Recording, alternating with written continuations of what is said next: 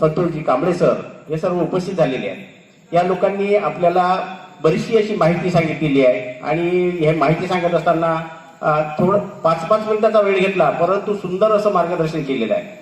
तर मी जास्त वेळ घेणार नाही, मी 5 मिनिटामध्ये मी माझं मत तुमच्या पुढे मांडण्याचा प्रयत्न करतो। मी असं म्हणतो, भारतीय बौद्ध महासभेचं काम सुंदर चालू आहे, समता संहितेचं सुंदर काम चालू आहे। आपले कामं थांबले नाही, आपण जोमाने काम करत आहोत। पण आपण काम जोमाने करत आहोत तर मला एका गोष्टीची खंत आहे का आतापर्यंत ज्या काही गोष्टी व्हायला पाहिजे होत्या मला हे समजत नाही। थोडंसं माझ्या तोकडं मत होऊ शकते, रामविलास पासवानचा इथं पक्ष स्थापन होतो, त्याची कार्यकारिणी निवडल्या जाते, पण रिपब्लिकन पार्टी ऑफ इंडियाचा इथं कार्यकारिणी नाही, ही शोकांकिता नाही काय? आणि आपले काम तर बाबासाहेबांच्या मातृ संघटनेपुढे आपण लोकांपुढे सांगतो, मग ही बाबासाहेबांची रिपब्लिकन पार्टी ऑफ इंडिया ही मातृ संघटना नाही काय? आणि हिच्यासाठी कोण ह्यांचं काम कोण करणार आहे? मग हा अभियान आम्ही हाती घेतलेला आहे। काय केलेलं आहे? आपल्याला काय करायचं? काहीच करायचं नाही। त्या रिपब्लिकन पार्टी ऑफ इंडिया लोक म्हणतात, मला 2-3 लोकांचे फोन आले होते, का साहेब म्हणे तुम्ही हे आणखी गट निर्माण करून राहिले का? म्हणे म्हणलं नाही साहेब, सर मी गट निर्माण करून राहिलो नाही। म्हणलं थोडंसं तुम्ही चिंतन करा। नाही ना म्हणे, आता एवढे 40-45 गट आहे म्हणे आणि रमेश जिंदे घेऊन तुम्ही एखादा गट जास्त शिल्लकचा करून राहिले काय? म्हणे सर म्हटलं थोडंसं विचार करा। हा डॉक्टर बाबासाहेब आंबेडकरांनी स्थापन केलेला रिपब्लिकन पार्टी ऑफ इंडिया या पक्षाचं काम आम्ही करून राहिलेलो आहोत, आम्ही गट स्थापन करण्याकरता आलो नाही। आणि हे तीनही मातृ संघटना आहे आम्हाला, रिपब्लिकन पार्टी ऑफ इंडिया, समता सैनिक दल आणि भारतीय बौद्ध महासभा एकामेकाला पूरक असे विचार असतील, एकामेकाच्या हातात हात घालून आपल्याला काम करायचं आहे। आणि याचं काम चालू आहे आपलं, पण त्याचा आउटपुट काही येऊन राहिलेलं आहे। आम्ही सीमित झालो आहे, आमचे संवाद नाही आमच्या बरोबर, आमचे एकामेकांशी संवाद नाही, आम्ही सीमित झालेलो आहोत। पण याचा आपण जर विचार केला, व्यापक दृष्टिकोन विचार केला, तर आपल्याला कधी नाही कधी या मातृ संघटनेसाठी काम करावं लागणार आहे। आपण दुसऱ्याचं काम करतो काय? नाही, आपल्याला बाबासाहेबांनी ज्या संघटना दिलेल्या आहे आणि आपण रोज त्या बाबासाहेबांचं नाव घेतल्याचे आपला एकही दिवसाचा जात नाही, मग त्या मातृ संघटनेचं काम करण्याला आपला विरोध का असावा? मातृ संघटनेचा काम करण्याकरता विरोध कसा? आणि जो माणूस जर विरोध करत असेल तो या समाजाचा घटक नाही काय? तो समाजाचा घटक विचार करावा, बाबासाहेबांमुळे मला हे सुखाचं वैभव प्राप्त झालेलं आहे, तर मग आम्ही काय करणार आहोत? मग आपण जोपर्यंत आपली हक्काची लढाई लढणार नाही तोपर्यंत आपण यशस्वी होणार नाही। तर म्हणून मी माझ्या गाण्यातून किंवा कवितेतून मी तुम्हाला 4 ओळी सांगतो, माझ्या 4 ओळी तुमच्या सादर करतो। माझ्याच रचना आहे। अरे लाचार झाले नेते, अरे लाचार झाले नेते, त्यांना वठणीवर येना, स्वार्थ आपला सोडून दादा समाज हित जाना, स्वार्थ आपला सोडून दादा समाज हित जाना। अरे गावात करा एकी, अरे गावात करा एकी, तुम्ही गट मोडा, हातात हात घेऊन मातृ संघटनेशी जुळा, हातात हात घेऊन मातृ संघटनेशी जुळा। अरे समाज गेला खड्ड्यात, अरे समाज गेला खड्ड्यात, त्यांनी चमचे मोठे केले आणि पुन्हा आश्रमशाळा दादा वाईन बहार दिले, पुन्हा आश्रमशाळा दादा वाईन बहार दिले। अरे भोळी सारी जनता, अरे भोळी सारी जनता, तुम्ही तिचा लिलाव करता आणि इलेक्शनच्या वेळी तुम्ही झोळी आपली भरता, अरे निवडणुकीच्या वेळी तुम्ही खिसे आपले भरता। अरे तुमचं चुकलं नाही, अरे तुमचं चुकलं नाही बापा, आम्ही दोषी हाओ, महा म्हणून आम्ही तुमच्या मागे धावो, महा म्हणून आम्ही तुमच्या मागे धावो। अरे फुटलं आपलं घर, अरे फुटलं आपलं घर, त्याले देऊ टेकू, पुढे झालं दादा अरे यातून काही शिकू, पुढे झालं दादा अरे यातून काही शिकू। अरे बदल होईल खरा, अरे बदल होईल खरा, न एक होऊ सारे, येथील पूर्वीचे दिस दादा जाणून तुम्ही घ्या रे, येथील पूर्वीचे दिस तुम्ही जाणून तुम्ही घ्या रे। मातृ संघटना आपल्या बापाच्या, मातृ सांगत नारे बापाच्या न याच ठेवा भान, लाचारीनं कोणा पुढे झुकू नका मन, लाचारीनं कोणा पुढे झुकू नका मन. अरे हे वेदावे सोळा, अरे हे वेदावे सोळा दादा बोलतात जण, हे वेदावे सोळा दादा बोलतात जण. या निळ्या झेंड्याखाली यात आहे शहाणपण, या निळ्या झेंड्याखाली यात आहे शहाणपण, या निळ्या झेंड्याखाली यात आहे शहाणपण. मी माझा जास्तचा वेळ न घेता मला जुन्या साहेब सरांना ऐकायचं आहे, आपल्याला जुन्या सरांना ऐकायचं आहे. माझं शांतचित्तानं आपण ऐकून घेतल्याबद्दल सर्वांना धन्यवाद देतो. इथंच थांबतो. जय भीम.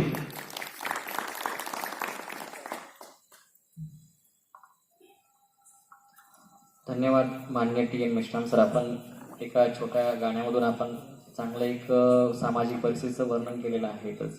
त्यानंतर मी मान्य रमेश जीवने सर, रिपब्लिकन विचारवंत व आंबेडकरी साहित्य लेखक यांना विनंती करतो की त्यांनी आपले मनोगत व्यक्त करावे.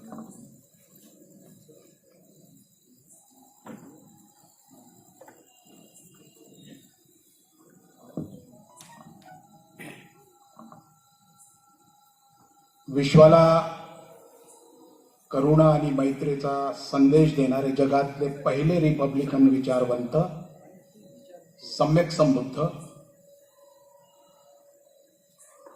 आमच्या आयुष्याचे शिल्पकार, आमचे दिग्विजय नेते महामानव डॉक्टर बाबासाहेब आंबेडकर या गुरु शिष्यांना मी प्रथम अभिवादन करतो. या रिपब्लिकन क्रांती अभियाना अंतर्गत सुरू असलेल्या या 8व्या टप्प्या कार्यक्रमाचे सन्माननीय अध्यक्ष मेश्राम साहेब, ॲडव्होकेट सोपानरावजी कांबळे, ॲडव्होकेट अरुण मोहोड, मंचावर उपस्थित आमचे मित्र डी.के. भगत, रामटेके साहेब आणि सुंदर असं संचालन करणारे डोमे सर, उपस्थित भगिनींनो आणि बंधूंनो,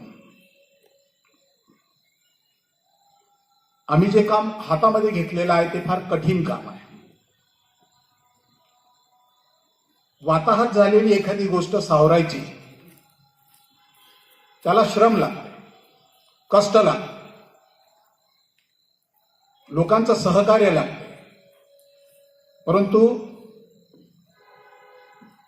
जमीनदोस्त होत असलेला रिपब्लिकन पक्ष, अस्ताकडे आणि मावळती केले जात असलेला पक्ष हा बाबासाहेबाचा पक्ष आहे.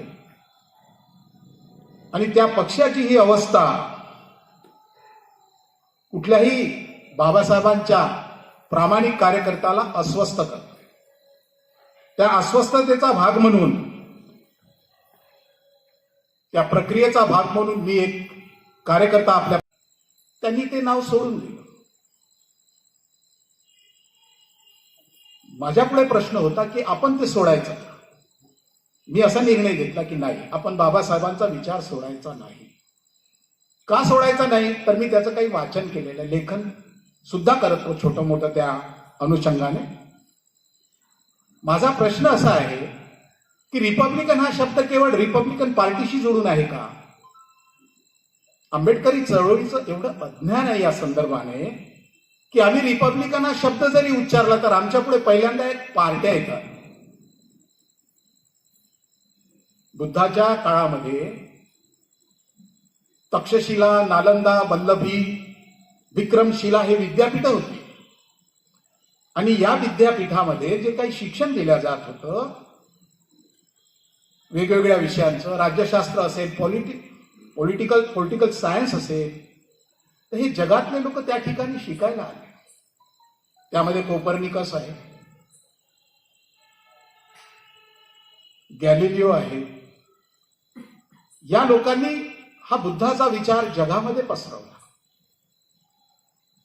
बुद्धाच्या नंतर 100-150 वर्षानंतर जन्माला आलेला प्लेटो, एरिस्टॉटल, सॉक्रेटिस या लोकांनी या रिपब्लिक विचारधारेवरती मोठे मोठे ग्रंथ लिहिलेले आहेत.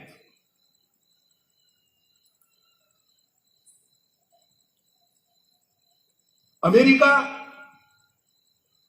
1776 मध्ये ब्रिटिशांच्या गुलामीतून मुक्त झाल्यावर जगातलं पहिलं रिपब्लिक राष्ट्र म्हणून अमेरिका उदयास आलं. त्यांचं कॉन्स्टिट्यूशन हे रिपब्लिक आहे. आज जगामध्ये जवळजवळ 155 राष्ट्र स्वतःला रिपब्लिक म्हणतात. मग काय आहे ही रिपब्लिक विचारधारा, की जगातले लोक स्वतःच्या राष्ट्राला रिपब्लिक म्हणतात? ही काय विचारधारा आहे? बाबासाहेबांच्या पुढे हा प्रश्न होता. बाबासाहेब आंबेडकरांनी शेड्यूल कास्ट फेडरेशन बरखास्त करण्याची जी प्रक्रिया सुरू केली ती कशी सुरू केली आणि कधी सुरू केली? कारण त्यांना मुळातच शेड्यूल कास्ट राहायचं नव्हतं. त्यावेळेच्या परिस्थितीनुसार त्यांना तो पक्ष काढावा लागला. परंतु त्यांची जी विचारसरणी होती ती फार व्यापक होती, ती काही एवढी संकुचित नव्हती. परंतु परिस्थिती अशी होती की या अस्पृश्यांचं, या शेड्यूल कास्टचं प्रतिनिधित्व करणारा कुणीही नव्हता. आणि बाबासाहेबांना प्रश्न केला ब्रिटिशांच्या कमिटींनी की बा तुम्ही कुणाचं नेतृत्व करता, कामगारांचं करता की अस्पृश्यांचं करता? बाबासाहेबांच्या पुढे प्रश्न होता की अस्पृश्यांचं प्रतिनिधित्व भारतात कुणीही करत नाही आणि म्हणून त्यांना इंडिपेंडंट लेबर पार्टी बरखास्त करून शेड्यूल कास्ट फेडरेशन उभं करावं लागलं. पण मनापासून त्यांना ते आवडत नव्हतं. आणि ज्या वेळेला ते घटना समितीमध्ये गेले त्यावेळेला त्यांनी शेड्यूल कास्ट फेडरेशन हळूहळू निरस्त करण्याची प्रक्रिया सुरू केली. याचं पहिलं पत्र 21 फेब्रुवारी 1948 त्यांनी राजेंद्र प्रसादांना लिहिलं. त्याच्यामध्ये ते असं म्हणतात की बा मी घटनेमध्ये रिपब्लिक हा शब्द टाकतोय. हा देश केवळ भारत नाही, जगामधले लोक जसं एक विचारधारा मानतात रिपब्लिकन विचारधारा, त्या पद्धतीची विचारधारा हा देश सुद्धा मानतो. म्हणून सौरजन डेमोक्रॅटिक रिपब्लिक इंडिया 15 ऑगस्ट 26 जानेवारीला आम्ही हात पुढे करतो आणि उद्देशिकेचं संविधानाचं वाचन करतो. आणि आम्ही काय शपथ घेतो? काय बाबासाहेबांनी शपथ दिली आम्हाला? सौरजन डेमोक्रॅटिक रिपब्लिक इंडिया घडवण्याची शपथ दिली. हा शब्द बाबासाहेब आंबेडकरांनी स्वतःच्या ताकदीने संविधानामध्ये टाकला. भारतामध्ये 3 ठिकाणी तो शब्द तुम्हाला दिसेल.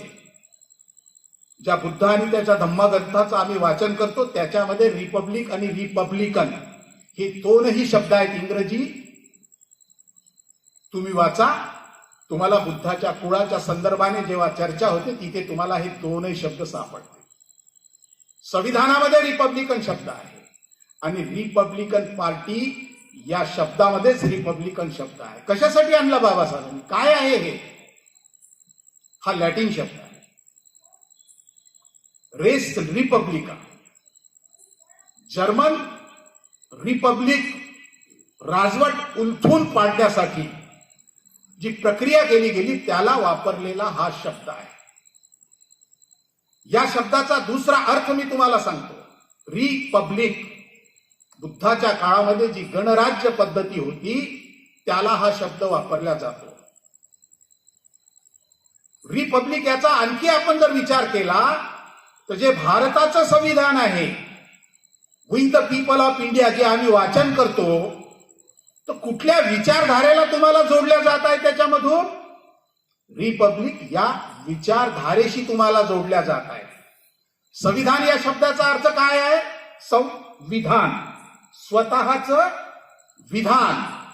म्हणजे we the people of India, भारतातल्या लोकांनी एकत्र येऊन स्वतःच एक विधान केलं, त्याला कायदेशीर स्वरूप दिलं, म्हणून ते संविधान. आणि म्हणून त्या संविधानाला अनुसरून आम्ही आमचं देश चालवतो. रिपब्लिकन या शब्दाचा अर्थ दुसरा काय करता येईल मग? रिपब्लिक, पब्लिक म्हणजे जनता, आणि री म्हणजे एखादं घराचं आपण बांधकाम करतो, रिकन्स्ट्रक्शन करतो. रिपब्लिक म्हणजे पब्लिकची पुनर्बांधणी. तर ही पुनर्बांधणी नागरिकांची जी करत आहोत ते कुठे करत आहोत? तर ही नागरिकांची जी पुनर्बांधणी करत आहोत ती रिपब्लिक या विचारधारेशी करत आहोत. हे आंबेडकरी चळवळीच्या लक्षात आलं नाही, येऊ दिल्या गेलं नाही. मोहन भागवतांना हे माहीत आहे. मोहन भागवत जे RSSचे आहेत, बीजेपीचे आहेत, त्यांना हे माहीत आहे. म्हणून त्यांनी मध्य प्रदेशमध्ये जे काही शिबिर झालं त्या शिबिरामध्ये त्यांनी काय म्हटलं की हे हिंदू राष्ट्र करण्याला जर कुठली कायदेशीर अडचण असेल तर हा रिपब्लिकन शब्द आहे. हा शब्द बाबासाहेबांनी सहज टाकला नाही. 21 फेब्रुवारी 1948 बाबासाहेबांचं राजेंद्र प्रसादांना पाठवलेलं पत्र वाचा. त्या पत्रामध्ये बाबासाहेबांनी रिक्स घेतलेली आहे. काय म्हणतात बाबासाहेब? ब्रिटिश कॉमनवेल्थ आणि संयुक्त राष्ट्र संघाच्या पुढे हा जर आपला प्रश्न उभा झाला तर त्याचं उत्तर देण्या म्हणजे माझं सामर्थ्य आहे. माझ्यामध्ये ते सामर्थ्य आहे, मी त्यांना उत्तर देऊ शकेन आणि म्हणून तो शब्द मी त्या ठिकाणी टाकलेला आहे. का? भारत डोमिनेंट स्टेट आहे, तो रिपब्लिक घोषित होऊ शकत नाही. बाबासाहेबांच्या बुद्धी सामर्थ्याने तो घोषित झाला. या शब्दामुळे जवळजवळ 50 राष्ट्र ब्रिटिशांचे जे गुलाम राष्ट्र होते ते बाबासाहेबांमुळे 26 जानेवारी 50ला मुक्त झालेले आहेत. ही साधी विचारसरणी नाही आहे. हा म्हणजे एक प्रकारचा केवळ राजकीय पक्ष नाही आहे. आम्ही ज्याला आंबेडकरी चळवळ म्हणतो, तुम्हाला जर प्रश्न केला की आंबेडकर चळवळ म्हणजे काय, what is the meaning of Ambedkar, तुम्हाला विचारधारेचं नाव सांगायला लागेल. तुम्ही काय सांगू शकता? काय सांगू शकता तुम्ही? बाबासाहेब आंबेडकरांची विचारधारा ही रिपब्लिक विचारधारा आहे. आणि जेव्हा बाबासाहेबांच्या पुढे हा प्रश्न होता की सॉक्रेटिस, प्लेटो आणि अरिस्टॉटलनी 10 खंड आणि अनेकांनी रिपब्लिकनवर लिहिलं, तर तुम्ही ही त्यांच्यापासून घेतली का ती प्रेरणा? बाबासाहेब म्हणतात की ही प्रेरणा मी माझे गुरु बुद्धाकडून घेतलेली आहे. हा शब्द पाहिजे तसा साधा नाही आहे. बाबासाहेबांनी चांगला अभ्यास करून या पक्षाचं हे नाव त्यांनी दिलेलं आहे, ते काही साधं नाव नाही आहे. आणि त्यामुळं भारतातल्या सर्व राजकीय पक्षाची अडचण झालेली आहे. आणि म्हणून हा पक्ष निस्तनाबूत झाला पाहिजे, नष्ट झाला पाहिजे. बाबासाहेबांचं राजकीय जे काही आहे ते कुठल्याही पक्षाच्या माध्यमातून पुढे आलं तर चालेल, परंतु रिपब्लिकन या संज्ञा, या कन्सेप्टच्या माध्यमातून पुढे येऊ नये. आम्ही काय कधी वाचन केलं याचं? जशी रिपब्लिकन पार्टीची जी रचना आहे त्याचं वाचन केलं आम्ही. जसं कॉन्स्टिट्यूशनचं कधी वाचन करतो तसं रिपब्लिकन पार्टीची संविधान बाबासाहेबांनी लिहिलं त्याचं आम्ही वाचन करतो का? समता सैनिक दलाचं संविधान बाबासाहेबांनी लिहिलं त्याचं आम्ही वाचन करतो का? भारतीय बौद्ध महासभेचं संविधान लिहिलं त्याचं वाचन करतो का? नाही. आम्ही फक्त असं म्हणतो की या देशाचा कारभार भारताच्या संविधानाप्रमाणे चालला पाहिजे. पण आम्ही आमच्या घरात, आमच्या चर्चेत, आमच्या बैठकीत असं कधीही म्हणत नाही की आंबेडकरी चळवळीचा जी काही वाटचाल आहे चळवळीची ती बाबासाहेबांना दिलेल्या घटनेप्रमाणे चालली पाहिजे. इतरांना दोष देण्यामध्ये आम्ही फार माहीर, परंतु स्वतः बोट ठेवा आणि सांगा की बाबासाहेबांनी निर्माण केलेल्या संघटना, त्यांचं कॉन्स्टिट्यूशन याच्या आधारावरती आम्ही चालतो का? कधी प्रश्न केला का एखाद्या नेत्यांना की हे भारताचं संविधान जसं आहे ते बदललं नाही पाहिजे म्हणून तुम्ही हात कलम करायची गोष्ट करता? मग रिपब्लिकन पार्टी, समता सैनिक दल, भारतीय बौद्ध महासभा आहे ना, त्यांचंही संविधान आहे. मी तुम्हाला सांगतो, बाबासाहेब आंबेडकरांनी रिपब्लिकन पक्षाचं खुलं पत्र जे लिहिलं त्याच्यामध्ये बाबासाहेबांनी एक वाक्य लिहिलेलं आहे, तुम्ही ते आवर्जून वाचलं पाहिजे.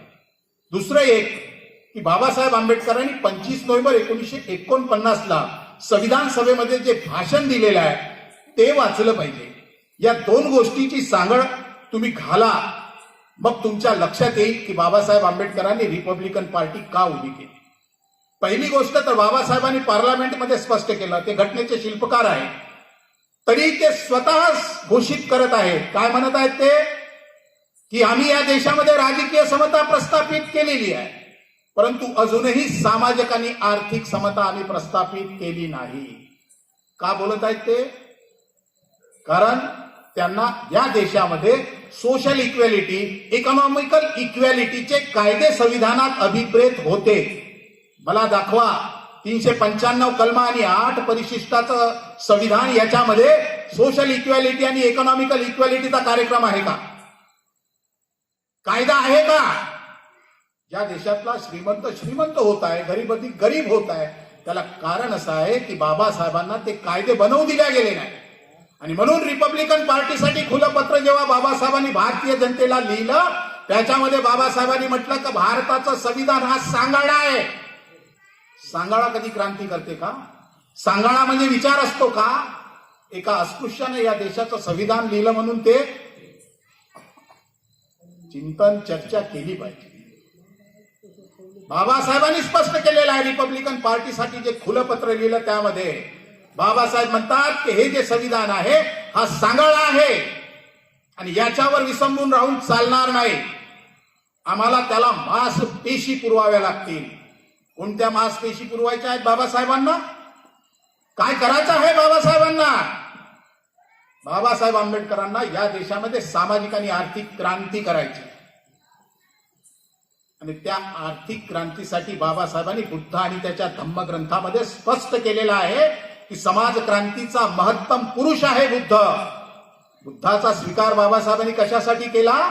तर बुद्ध हा समाज क्रांतीचा महत्तम पुरुष आहे आणि बुद्धाने जी इकॉनॉमिकल इक्वॅलिटी आहे त्या कालखंडामधली, ज्याच्यासाठी फार मोठं आंदोलन केलेलं आहे, दास, कर्मकर, गुलाम, शेतकरी, शेतमजूर आणि उगवत्या जातीला नष्ट करण्याचं काम बुद्धाने केलेलं आहे.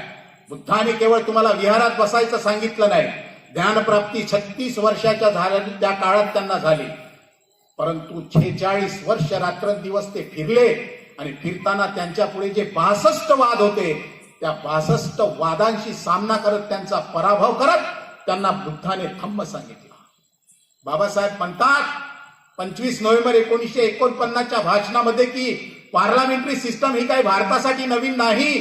भिक्षू संघाचं उदाहरण त्या ठिकाणी त्या भाषणामध्ये, पार्लमेंटच्या भाषणामध्ये त्यांनी दिलेलं आहे. कशासाठी दिलेलं आहे?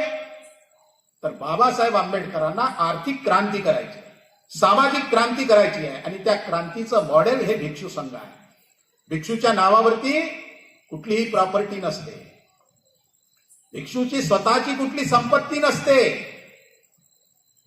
हे एक मॉडेल त्यांनी उभं केलेलं आहे आणि बाबासाहेबांना ते कायदेशीर त्या ठिकाणी करायचं होतं. त्याच्यासाठी काय केलं बाबासाहेबांनी? स्टेट अँड मायनॉरिटी नावाचा ग्रंथ लिहिला आणि या ग्रंथाच्या द्वारे त्यांनी कमिट्यांना, जे काही संविधानाच्या वेगवेगळ्या कमिट्या होत्या त्या कमिट्यांना निवेदन दिलं. काय निवेदन आहे ते? सामाजिक आणि आर्थिक कायदे अधिकृतपणे संविधानामध्ये त्यांना करायचे आहे. ते निवेदन कोणीही स्वीकारलं नाही. त्याच्यामध्ये बाबासाहेबांचं मत असं आहे की जमिनीचं राष्ट्रीयकरण झालं पाहिजे, उद्योगधंदे हे शासकीय झाले पाहिजे. त्याच्यामध्ये कार्यक्रम आहे बाबासाहेबांचा की या देशामध्ये येणारी सरकार यांनी स्वतःचा आर्थिक कार्यक्रम राबवायचा नाही, तर घटनेमध्ये नमूद केलेला जे आर्थिक पॉलिसी आहे त्या पॉलिसीला त्यांनी राबवायचं आहे. याच्यासाठी त्यांना कायदेशीर तरतुदी करायच्या. या रिपब्लिकन पार्टीने 1964 मध्ये भारतातलं नाही जगातलं सगळ्यात मोठं आंदोलन केलेलं आहे. देशाच्या स्वातंत्र्याच्या लढ्यामध्ये 50,000 लोक तुरुंगात गेले ऑन द रेकॉर्ड. परंतु रिपब्लिकन पार्टी ऑफ इंडियाने जेव्हा आंदोलन केलं 3.5 लाख लोक तुरुंगात गेले. ते काही महिना 2 महिने नाही, 6 महिने, वर्षभर तुरुंगात राहिले. आणि आम्हाला जे काही मिळालं, नोकऱ्या मिळाल्या, भूमिहीनांना दादासाहेब गायकवाड सबलीकरणाच्या जमिनी मिळाल्या, हे रमाबाई घरकुल मिळालं, हे सगळं मिळालं ते रिपब्लिकन पार्टीच्या शक्तीवर मिळालं, या ऑर्गनायझेशनवर मिळालं. बाकीच्या संघटना तर 84 मध्ये आलेल्या आहेत. बरोबर? त्यांनी आजपर्यंत तुमच्यासाठी एक तरी कायदा केला? एक तरी कायदा? पार्लमेंटचा एक कायदा दाखवा. परंतु रिपब्लिकन पार्टीने जे आंदोलन केलं 14च्या 14 ही मागण्या मंजूर करण्यात आल्या. आजही आम्हाला घरकुल मिळते, रिपब्लिकन पार्टीची देण आहे. आजही भूमिहीनांना जमिनी मिळतात, ते रिपब्लिकन पार्टीची देण आहे. आजही स्लम एरियासाठी जो फंड उभा होतो लाखो करोडो रुपयाचा, तो फंड देखील आमच्या या मागण्यामुळे हे सगळं कायदेशीर झाले. 12% मतदान होतं या पक्षाला. साधा नव्हता हा पक्ष. कशाला म्हणतात 12% मतदान महाराष्ट्रामध्ये? देशात सगळ्यात मोठा ताकदवार पक्ष होता म्हणून या पक्षाला नष्ट करण्यासाठी भारतातले सगळेच पक्ष कामी आले. या सगळ्या लोकांनी ऐनकेन प्रकारे या पक्षाला नष्ट करायची भूमिका घेतली. बाबासाहेबांपासून प्रेरणा नाही घेतली लोकांनी. बहुजन समाज पार्टी जन्माला आली. बाबासाहेबांपासून प्रेरणा घेतली का? विठ्ठल रामजी शिंद्यांनी 1919 मध्ये बहुजन नावाचा पक्ष काढलेला. त्या पक्षाची आयडियोलॉजी काशीरामनी पुढे नेलेली आहे. लक्षात घ्या, बाबासाहेबांना नष्ट करण्याचं काम बाहेरचेच लोक करत आहेत असं नाही, आतमधले लोक देखील करत आहेत. काय आहे बहुजन हा शब्द? काय मिनिंग आहे बहुजन या शब्दाचा? चरत भिक्कवे चारिकम बहुजन हिताय बहुजन सुखाय. म्हणजे एवढं म्हटलं बुद्धाने म्हणून बहुजन शब्द श्रेष्ठ झाला का? तो कोण्या अर्थाने बुद्धाने वापरला? बुद्धाने तो संख्यावाचक अर्थाने वापरला. बुद्धाचं तत्वज्ञान धम्मामध्ये आहे, बहुजन शब्दामध्ये नाही. आणि म्हणून सुरुवातीला आणि मध्य आणि अंत कल्याण हा धम्म तुमचं करतो, हे गाथा आहे. बाबासाहेबांचा खंडवाचा 16, त्याच्यामध्ये बहुजन शब्दाची बाबासाहेब आंबेडकरांनी डेफिनेशन दिलेली आहे. आणि तो 16वा खंड काय आहे? तो पाली डिक्शनरी कोश आहे. म्हणजे बुद्धाने जो बहुजन हा शब्द वापरला, त्या बहुजन शब्दाचा अर्थ बाबासाहेबांनी दिलेला. काय अर्थ आहे त्याचा? Mass of people, the crowd, multitude. म्हणजे काय अर्थ आहे याचा? गर्दी. म्हणजे बुद्धाचं काय मत आहे बहुजन शब्दावरती? की जास्तीत जास्त लोकांपर्यंत जा आणि त्यांना काय सांगा? धम्म सांगा. आम्ही तो बहुजन शब्द आमच्या चळवळीमध्ये वापरला. बहुजन शब्द हा जातीवाचक शब्द, वेगवेगळ्या जातीचं एकत्रीकरण करून 85% गणित मांडणारा हा शब्द आहे. आणि म्हणून काय झालं की बाबासाहेबांनी ॲनिहिलेशन ऑफ कास्ट, जाती निर्मूलनासाठी जे पुस्तक लिहिलं, ती फिलॉसॉफी मागे पडली. शूद्रपूर्वी कोण होते या ग्रंथामध्ये बाबासाहेबांनी संशोधन केलं ओबीसी साठी. आणि काय म्हटलं बाबासाहेबांनी? की ओबीसी हा समाज बौद्ध आहे. ॲनिहिलेशन ऑफ कास्ट, द अनटचेबल या ग्रंथाचं संशोधन केलं. आणि काय म्हटलं बाबासाहेबांनी? अस्पृश्य मूळचे बौद्ध आहे. बाबासाहेबांचा शोध भारत बौद्धमय असण्याचा आहे, बहुजन मूल निवासीचा नाही. कुठे चालली चळवळ? कुठे जात आहोत आम्ही? मूल निवासी या शब्दाचा अर्थ काय आहे? कॉन्स्टिट्यूशन मध्ये जयपाल सिंह नावाचा आदिवासी समाजाचा माणूस बाबासाहेबांच्या पुढे म्हणतो की बा आम्हाला अशा पद्धतीचा शब्द त्याच्यामध्ये ॲबओरिजिन ते टाका. बाबासाहेब म्हणतात की आदिवासी हा शब्द टाकता येत नाही. मूल निवासी ही कन्सेप्ट संविधानामध्ये आपण वापरू शकत नाही. आम्ही मूल निवासी चळवळ चालवतो. बाबासाहेबाचा खंड वाचा, खंड क्रमांक 2, पान नंबर 150. फुकट माहिती देतो तुम्हाला, श्रम करायची गरज नाही. हे महार लोकांच्या बद्दल बाबासाहेबांचं वाक्य आहे. काय आहे? जगातल्या कानाकोपऱ्यातून एकत्र आलेल्या जमातींचा समूह आणि गोतावळा म्हणजे महार जमात. बाबासाहेबांच्या व्याख्येप्रमाणे खंड 2, पान नंबर 150 मध्ये दिलेल्या बाबासाहेबांच्या माहितीप्रमाणे तर आम्ही तर जगातल्या कानाकोपऱ्यातून एकत्र आलेले लोक आहोत. मग या अर्थाने तर आम्हीही मग विदेशी झालो.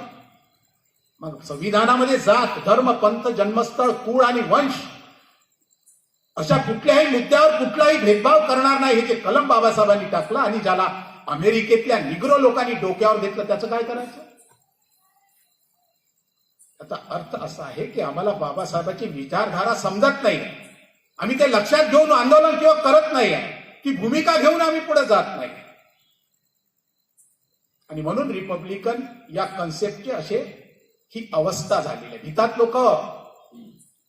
भितात लोक रिपब्लिकन शब्दाच्या नावाला एवढे भितात. नाही ते फार. तुम्हाला सांगतो, तुम्ही जर एकदा प्लॉट विकत घेतला तर तो तुमच्या नावावर होतो, दुसऱ्याच्या नावावर होत नाही. रिपब्लिकन पार्टी बाबासाहेबांच्या नावावरती रजिस्टर्ड आहे, founder by doctor PR Ambedkar. आणि या पॉम्पलेटमध्ये मी मुद्दाम त्याचा रजिस्टर्ड क्रमांक दिलेला आहे. याच्यामध्ये दिलेला आहे आपण registered under representation of people's act 1951, registered number 191. म्हणजे ज्या वेळेला रिपब्लिकन पार्टी ऑफ इंडिया हा पक्ष रजिस्टर्ड झाला, त्यावेळेला त्याचे संस्थापक, त्याचे मालक अधिकृतपणे कोण आहेत? Doctor Babasaheb Ambedkar. B.R. Ambedkar, founder by doctor B.R. Ambedkar. आता जे लोक असा प्रश्न करतात की अनेक पक्ष आहेत, अनेक गट आहेत, तुम्ही त्यांना प्रश्न विचारा, तुमच्या पार्टीचे संस्थापक कोण आहे? तुमच्या पार्टीचा रजिस्टर क्रमांक कोण आहे? शेकडो पक्ष निर्माण होतील. बाबासाहेबांच्या विरोधात आहेत सगळे लोक. तुमच्या संस्था नष्ट करासाठी बाह्य शक्ती काम करतात आणि त्यांना जर शक्य झालं तर आमच्या आतमधले लोक पकडतात, त्यांना पैसा पुरवतात, मोठं करतात आणि त्यांना मोठं करून तुम्हाला संभ्रमामध्ये टाकतात. मग तुम्ही त्या पद्धतीने त्यांचे शिकार होणार आहे का? चिंतन कधी करणार आहे? आजही बाबासाहेबांचा पक्ष Republican party of India, founder by doctor B.R. Ambedkar, आजही निवडणूक आयोगाकडे बाबासाहेब आंबेडकरांच्या नावाचा पक्ष जशान तसा आहे. 3दा ऐक्य पाहिलं मी माझ्या आयुष्यामध्ये. तसा हा ऐक्य म्हणजे फसलेला प्रयोग आहे. जर कधी काँग्रेसला वाटलं, बीजेपीला वाटलं, तर आमच्या नेत्यांच्या मागे पुढे लागून वातावरण निर्मिती करून त्यांना ते एकत्र करतात. एकत्र करतात म्हणजे काय होते? अजूनही आमच्या लोकांना ते समजत नाही. ऐक्य नाही, एकत्र नाही. अजूनही आमच्या लोकांचं राजकीय अज्ञान प्रचंड आहे. एक मध्ये ऐक्य झालं, काय झालं? भारिप बहुजन महासंघ बरखास्त, खोरिपा बरखास्त, कवाडेची दलित मुक्ती सेना बरखास्त, राजा ढालीची मास मुवमेंट बरखास्त, म्हणजे सगळे संघटना आणि तयार केलेले पक्ष बरखास्त झाले. मग काय केलं? मग काय नवीन पक्ष काढला का? एखादं नवीन संघटन रजिस्टर केलं का? अजिबात नाही, करू शकत नाही. कायदेशीर कॅवेट दाखल करून न्यायालयाच्या कक्षेमध्ये रिपब्लिकन पार्टी ऑफ इंडिया आहे. तो शब्द कुणालाही वापरता येत नाही. हा आमच्या बापाचा पक्ष आहे, एवढं कायदेशीर त्यांनी करून ठेवलेलं आहे. तो कुणालाही वापरता येत नाही. म्हणून काय करतात? पिरिपा, पीपल्स नावाचा शब्द लावला. ते माने साहेब बीएसपीतून आले, त्यांनी रिपब्लिकन काढलं. बहुजन रिपब्लिकन सोशलिस्ट पार्टी, म्हणजे रिपब्लिकन शब्द असा वापरता येतो, परंतु रिपब्लिकन पार्टी ऑफ इंडिया हा शब्द प्रयोग कुणालाही करता येत नाही. रिपब्लिकन पार्टीच्या घटनेमध्ये कलम 23 मध्ये स्पष्ट केलेला आहे, 3/2चा निळा अशोक चक्रांकित निळा ध्वज हा पक्षाचा अधिकृत ध्वज आहे. तुम्हाला कधी प्रश्न पडला का की एका पक्षाचा ध्वज दुसरा पक्ष वापरू शकत? रिपब्लिकन पार्टी ऑफ इंडियाचा निळा अशोक चक्रांकित हा ध्वज अधिकृतपणे रिपब्लिकन पक्षाचा ध्वज आहे. हा ध्वज कुणीही वापरू शकत नाही. कोणी असो, मग कवाडे असतील, आठवले असतील आणि कोणी असतील, कारण हा त्या पक्षाचा कायदेशीर ध्वज आहे. मग या ध्वजाला आम्ही काँग्रेसच्याही गाडीवर पाहतो, भाजपच्याही गाडीवर पाहतो. कधी आमच्या मनाला असा प्रश्न शिवला का की हा पक्ष एकच आहे बाबासाहेबांचा आणि झेंडे असे वेगवेगळ्या ठिकाणी कसे लागले? कारण आमचं राजकीय अज्ञान हे आहे की बाबासाहेबांचा पक्ष कुणीही वापर, म्हणजे झेंडा. तुम्हाला सांगतो, एखाद्या पक्षाला जर पाठिंबा द्यायचा असेल तर त्या पक्षाच्या अधिकृत माणसाचं पत्र पाहिजे, कायदेशीर पत्र पाहिजे आणि ते निवडणूक आयोगाकडे जायला पाहिजे. मग समजून चला, जर रिपब्लिकन पार्टी ऑफ इंडियाने जर काँग्रेससोबत युती करून त्यांना जर पाठिंबा दिला असेल, तो भाजप आणि सेनेच्या गाडीवर तो पक्षाचा झेंडा कसा लागतो? लागू शकत नाही. कायदेशीररित्या त्यांच्यावरती तुम्ही कारवाई करू शकता. पण आमचं एवढं अज्ञान आहे की आम्ही त्याचं विडंबन पाहतो, पण आम्हाला काही समजत नाही की काय प्रक्रिया सुरू आहे. आम्ही काय करत आहोत? आम्ही लोकांना रिपब्लिकन पार्टी ऑफ इंडिया बद्दल मार्गदर्शन करत आहोत. आम्ही काही नवीन पक्ष काढत नाही, लक्षात घ्या. आम्ही काही नवीन संघटन उभं करत नाही. आम्ही असा प्रयोग करत आहोत की आमच्यात थोडेफार मतभेद असले तरीही मतभेदासह आम्ही एकत्र आलं पाहिजे. कारण आज जे काही RSS BJP या देशामध्ये जी काही प्रक्रिया राबवत आहे ती फार भयानक आहे. ती एवढी भयानक आहे की काही काळानं हे संविधानही नष्ट होऊन जाईल आणि आंबेडकरी चळवळीचाही सगळा नाश होऊन जाईल. म्हणून आम्ही असा विचार करतो की एक से भले दो अब दो से भले तीन. ठीक आहे, तुमचे आमचे काही मतभेद असतील, समता सैनिक दलामध्ये RPI मध्ये मतभेद असतील, भारतीय बौद्ध महासभे RPI मध्ये समता सैनिक दलामध्ये मतभेद असतील, पण तुम्हीही बाबासाहेबांच्या मातृसंघटनेचं नाव घेता. मग कमीत कमी आपण एकत्र बसलं पाहिजे ना. एका आईचे जर आपण लेकरं आहोत तर एकत्र बसलं पाहिजे, संवाद केला पाहिजे, समाजाच्या संदर्भाने आम्ही भूमिका घेतली पाहिजे. आम्ही कधी भूमिका घेत नाही. जीवने असा बोलतो, जीवनेला बोलवू नका. अरे माझं मत मला मांडण्याचा अधिकार आहे. मूलभूत अधिकार आहे मला, तो फंडामेंटल राईट्स आहे तो माझा.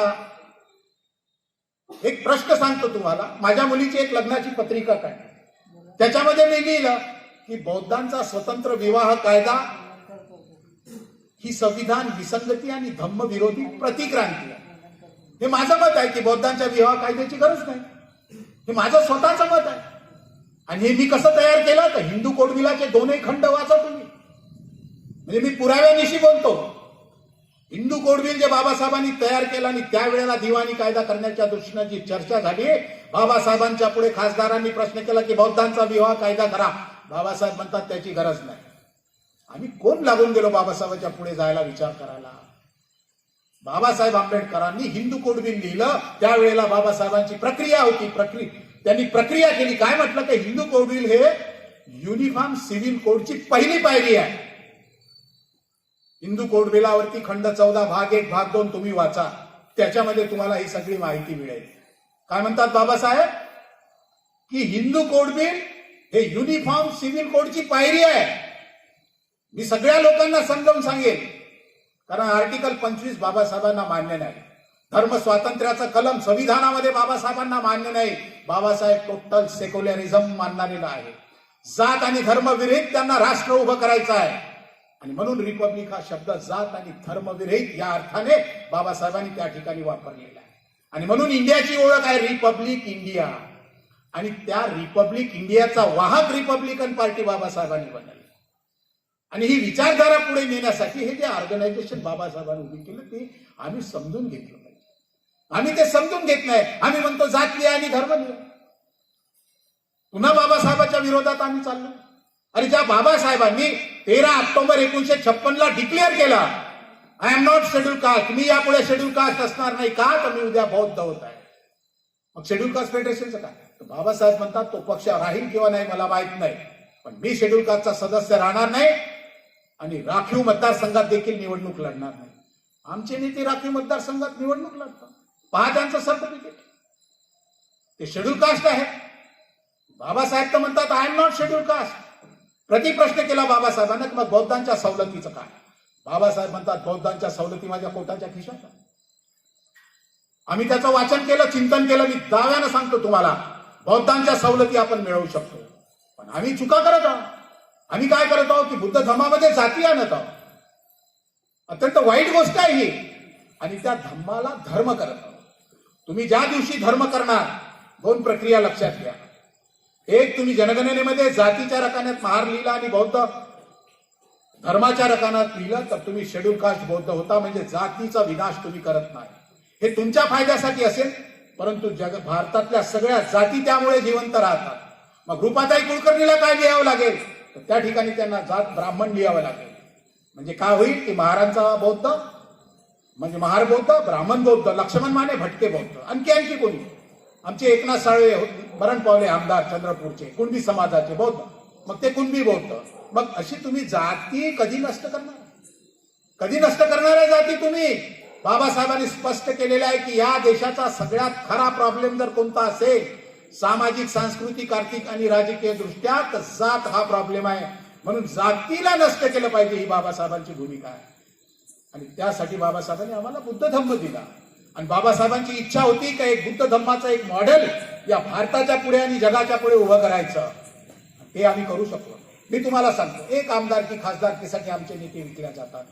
बाबासाहेबांच्या कल्पनेप्रमाणे जर आम्ही भूमिका घेतली तर सत्ता तुमच्या पायाखाली लोळण घेते. मी एक गणित देतो तुम्हाला. महाराष्ट्रात 11 करोड लोकसंख्या आहे. या 11 करोड लोकसंख्येमध्ये 1.5 करोड आमचा समाज आहे, ज्याला महार आणि बौद्ध आपण म्हणतो. यांना जर इन्क्लूड केलं तर आम्ही 16% होतो. 16%चं रिझर्वेशन किती होते? आमच्यापेक्षा मराठे हुशार आहेत. खत्री आयोग म्हणते मराठ्यांना आरक्षण देत आहे. बापट आयोग म्हणते मराठ्यांना आरक्षण देत आहे. राणे आयोग म्हणते मराठ्यांना आरक्षण देता येत नाही. मंडल आयोग म्हणते मराठ्यांना आरक्षण देता येत नाही. तरी मराठ्यांनी लाखोचे मोर्चे काढले, आरक्षण घेतलं. न्यायालयामध्ये केस गेली, न्यायालय म्हणते आरक्षण देता येत नाही. आता परत गुढीपाडव्याला मराठा महासंघानं भूमिका घेतली की आता नाही काही मराठ्याला स्वतंत्र देता येत तर ओबीसी मध्ये देऊन द्या. म्हणजे ते पिच्छा सोडायला तयार नाही रिझर्वेशनचा. काय कारण आहे त्याच्या मागे? त्याच्या मागे काय त्यांना नोकऱ्या पाहिजे का? शिक्षण पाहिजे का त्यांना? बिलकुल नाही.